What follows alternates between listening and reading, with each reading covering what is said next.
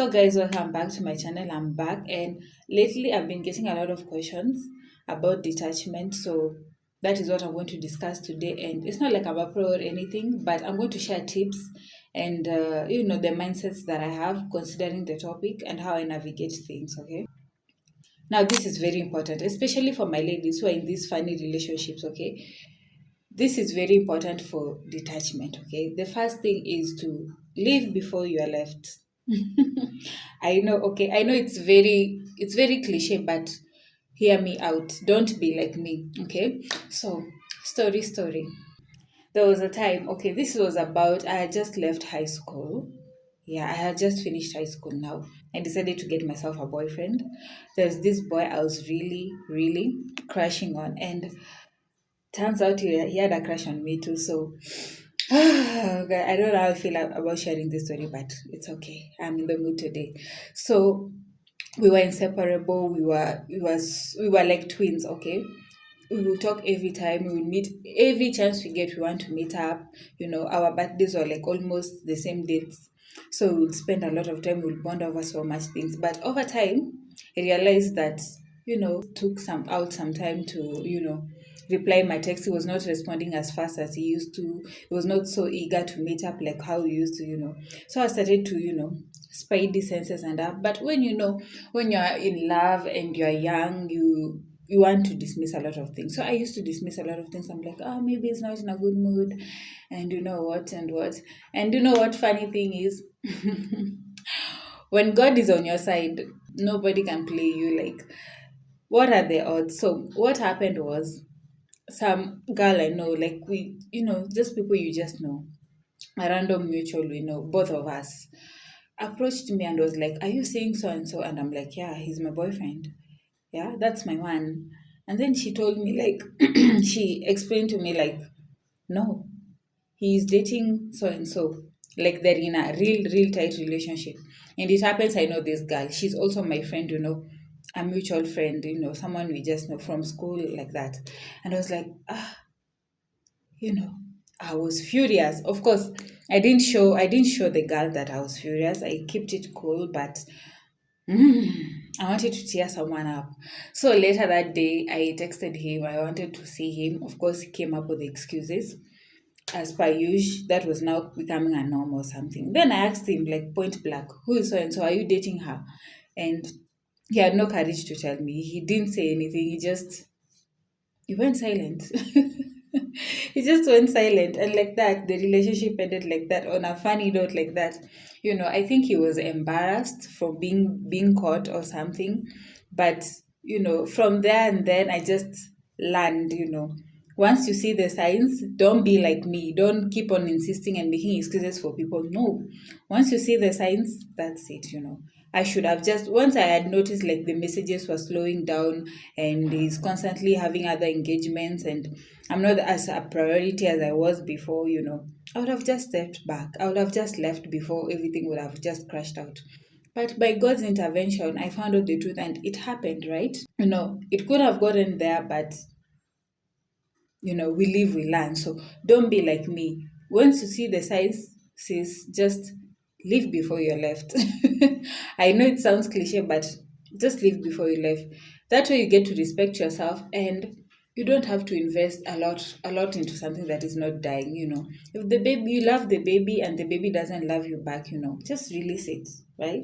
Now let's move on to number two, how to master detachment. Okay, number two is always mentally prepare for someone to switch up on you. Okay, and I'm going to repeat it. Always be mentally prepared for someone to switch up on you. And this is not just for your man, but also for your friends, for your family, just generally people who you care about, people who you love.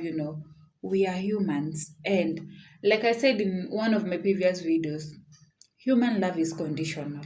Even as ourselves, we cannot love ourselves fully. So expect expecting unconditional love from human is something. And when you get that, I'm not saying it doesn't exist. It does, but it's so rare. It's as rare as aliens. You cannot just plant yourself somewhere and expect that it's going to be the same all the time. Okay, I remember there was a time I was so close to this person and things did not work out. Okay, and I was crushed. I was devastated. I remember I think I was in campus also. I was a shell of myself. I didn't want to go to school. In fact, I wanted to drop out. I was so affected. I cannot explain the emptiness I was going through. My eyes were always bloodshot, red. I'm always crying. I'm always in a bad mood. I did not, I was young. Some things you do not understand until you go through them. No matter how much you know, you just have to learn through experience, right? And this was one of those experiences that really taught me like, yo, yo, you cannot rely on outside value. You cannot rely on someone. Yes, people will love you. Yes, people will care about you, but just expect it to switch up. Nothing in life is constant, right? People are not perfect. You are not perfect. Even you will switch up on people, right? And it really affected me. It really affected my studies. I had to redo some papers, you know. And then that's when I had to learn, like, I had to learn how to put restraints and boundaries and come to terms with some expectations when it comes to relationships and humans and just how we vibe, okay? I came to understand human nature, right? My nature and human nature in general and other people's nature, right? Now, if I'm going to love someone, I love them, but I also know they're human. I also know they might switch up. I also know they might get bored of me and go away. I'm expecting them to fail me at some point. You love them and you have that grace for yourself, but also there is that distance. You know where you start and you know where you end. You know where they start and you know where they end, so that you're not building your entire being on someone such that when they leave, you are a shell of yourself, okay? There's this mindset that I acquired after that experience. I divided my life into phases, right? There is work, there is purpose, there is family, there is relationships, right? So that when one aspect is not working, my entire life is not crumbling down. I still have all this, right? When my relationship is not working, I have my family, I have my career, I have my purpose. When my career is on the rocks, I have my family, I have my relationship, I have you know, my relationships and all of that, right? So that way, you're not always crumbling and at any slight inconvenience. Let me tell you, people will always switch up. Even you, your own child, that you bear forth, they will grow up and they'll be their own person and they will disappoint you. you know you grow up, you mature, you realize there's some truths you just have to accept early. you know Ditch that childish mindset where, oh my god, Prince Charming. Yeah, Prince Charming will fail you and he will stop being a Prince Charming and he will go be a Prince Charming to someone else, right? So him leaving does not mean that you're useless. It just means he has left, right? So this thing about building your own perception, and I think I know, I understand. It's especially for us women. When we love, we just like take our entirety, our entire being, we close other facets of our life. We don't even want to work. You want to be this man's everything, You ditch your life and you are just there. You are there, you are committed. That is the worst thing you can do for yourself, right? Love them. I'm not stopping anyone from loving anyone, but the way I see it, the way I've been operating, and honestly, it has been working for me, right? If I'm going to love someone, if I'm going to care about someone, accepting them into my life is me accepting that they're deficient, accepting that it may not work out, accepting that it may not go as far as I thought. I know they're going to disappoint me at some point. And even me, I'm going to disappoint them because I am not perfect. I'm not perfect. I'm not I'm not an angel every day. Sometimes I have some toxic there, but it's life, it's humanness. Even God Himself wonders at the heart of man. Who are you to think you're going to change that? You are not the exception, neither are you special. We are all humans, we all fall short, and disappointments will always come. Just you just have that mindset, right? So that when it happens, you're not shattered. It will hurt, of course. It will hurt. It hurts because you're invested into something. But when it happens, you should not be shocked. You are not the first or the last. It's going to happen, right? So always be mentally prepared for people to switch up on you. Your parents, your family, your siblings, your lover, your babe, you know, your employees, your colleagues, your child. So long as it's human, just be prepared, right? Okay. And now this is like the last advice I have on mastering detachment for you ladies, okay? And the advice is heart in silence, okay? Let's say you did not listen to my advice and you did not mentally prepare for what was going to, the inevitable, and it has happened. You're not going to be outside here crying, screaming on TikTok, okay? Heart in silence. Go back home, cry in your house. You're not coming onto the social media to show your tears.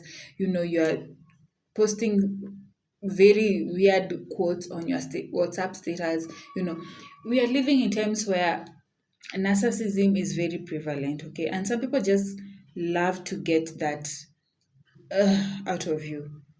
You cannot give him that satisfaction. You cannot give that person who hurt you that satisfaction, okay? They've already had to. Why are you out here again just trying to, I know we want to bear our heart out, we want to express how we feel. Okay, do it, but do it in a classy way. Don't do it irrationally. Don't be just dumb. Okay? Don't be immature, don't be childish.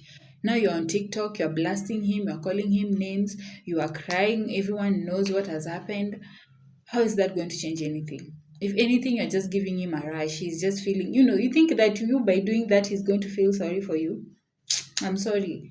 The times we live in, people are very narcissistic. People love, if people have an entire career on rage baiting, some people get into relationships so that they can just dominate and feel like they can get a one up onto someone. That's the world we live in. So you cannot be naive and just, you've already failed by not listening to me. You did not mentally prepare for this. Now you are shocked, you're disoriented. Take this time and go back inwards, go back to yourself, go back to nurturing yourself. I'm not saying you don't feel what you need to feel it. Yeah. Go home, cry with your friends, just surround yourself with people who actually care about you, people you trust, that you actually trust, not some those quirky friends of yours. Process what you need to process, but do not embarrass yourself out here. Now you're here, you're dressing like a thought, you're trying to prove a point. Nobody cares. Nobody cares. You're just trying to patch up something that it's already hurting, and it will hurt you even more by the means you're using to patch up yourself, okay? So if it happens, you hurt in silence, and if anything, you don't show your hurter that you have been hurted like that, okay? Keep your respect, keep your self-respect, keep your head high. Things will happen to you. So long as you're on this earth, you will cry, you will be hurt, you will experience loss. People will try and even will run over you, and it's going to happen. Okay? So mentally prepare, and if it happens, do what you need to do, process in silence. So I think that's all I have for today. I will see you on the next one.